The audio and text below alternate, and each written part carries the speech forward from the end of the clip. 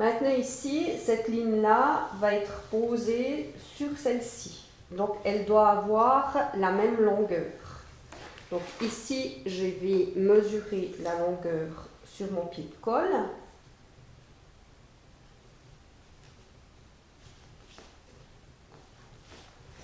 Alors j'ai 17. Ça veut dire que cette ligne ici doit aussi avoir 17.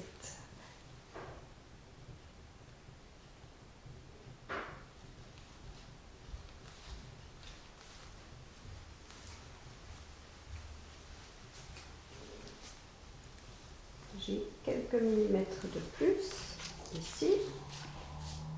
Donc là, je vais enlever mes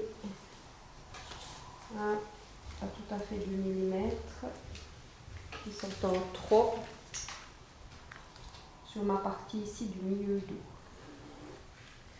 Non, on va éviter de travailler là. Pas très droit ça. Allez, on va recommencer.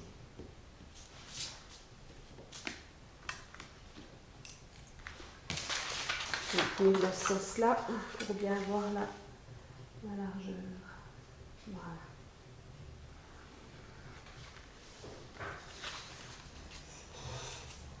Et là, vous obtenez la ligne qui va nous servir de K5 à K4, qui est la partie visible du col.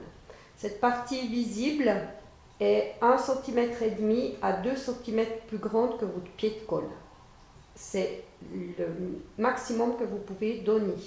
C'est-à-dire si j'ai 3, cette partie-là a entre 4,5 et 5, et pas plus. Si dans votre dessin ou votre idée, vous avez envie que cette partie ici soit plus large, vous devez automatiquement agrandir celle-ci ici. On doit toujours rester avec ces 1,5 et 2 de plus.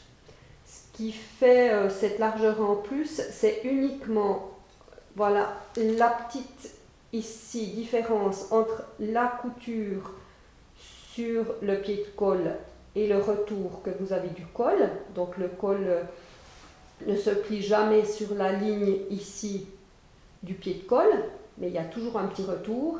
Et ce qui est plus grand aussi, c'est pour cacher au dos la couture ici avec le col sur le vêtement, qui n'est pas visible non plus. Mais c'est tout. Donc si vous voulez faire ici un col plus grand, vous devez aussi agrandir cette partie ici. Donc 3 c'est une base, mais vous pouvez très bien faire 3,5, 4, 4,5.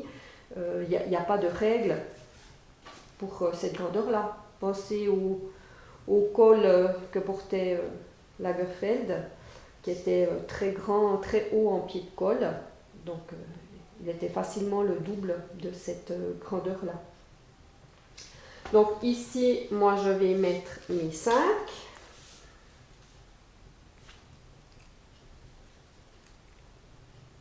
Voilà. Et je vais partir avec mon équerre.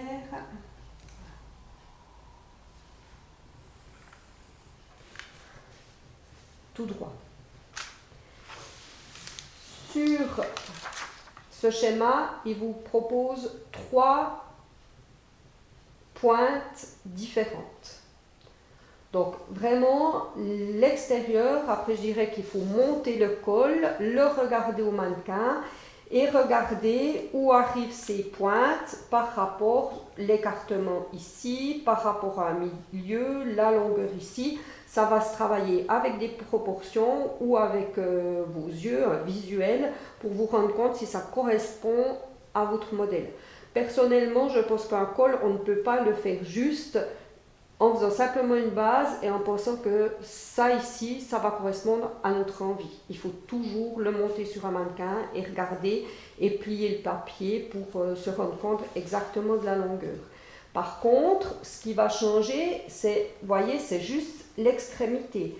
Ici, toute cette partie ici va rester exactement comme votre patron de base. C'est depuis là que vous pouvez agrandir ou faire des changements. Alors moi, je vais faire un col assez standard. je vais juste passer par ici. Donc je prends bien ici ce repère, hein, je ne vais pas sur ma ligne ici du milieu devant. Donc ici je suis ressortie de 1 cm et je vais juste voilà, un peu arrondir ma ligne pour aller jusque là.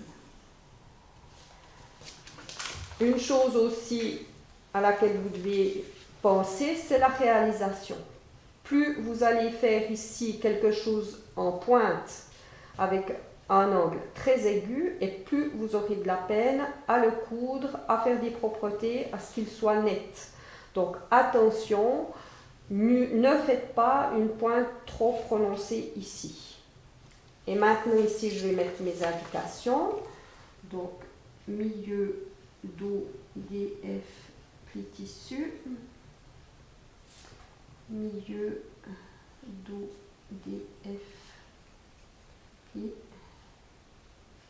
tissu. Je vais mettre mon droit fil.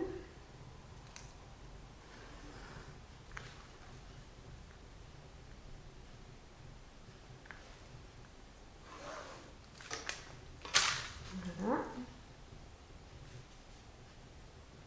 Je vais indiquer ce que c'est. Donc c'est le col chemisier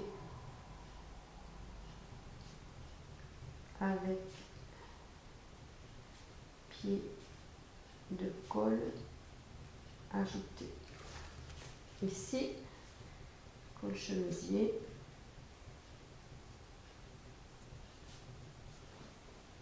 avec pied de col ajouté. Voilà. Et il faut faire après la partie du dessus. Ça ici, c'est le dessous. Dessous de col. Et le dessus, on doit pour le rouler ajouter ici de la grandeur. Alors, moi je mets juste 2 mm dans ce genre de col ici. Donc là, je vais rajouter 2.